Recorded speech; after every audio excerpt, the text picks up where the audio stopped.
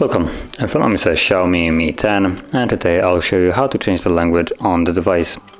So if your phone is already in a language that, for instance, you might not understand, you can also follow just the icons that are next to basically all the settings and things that we'll be accessing.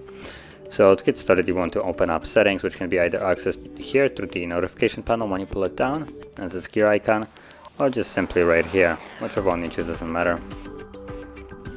And then you want to scroll down to additional settings, which is right over here, and you can distinguish it by the circle with the 3 dots inside. Tap on it, and language and input is the second option on the list in here. Let's go in here, and right at the top you will have languages. So as you can see right now it's set to English. You can just simply tap on it and then choose a new language that you want. As you can see, change it and it automatically gets changed. So you can see it by here. That was the language and input before. You just actually go back to English.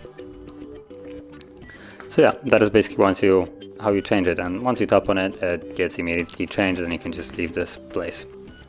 So if you found this very helpful, don't forget to hit like, subscribe, and thanks for watching.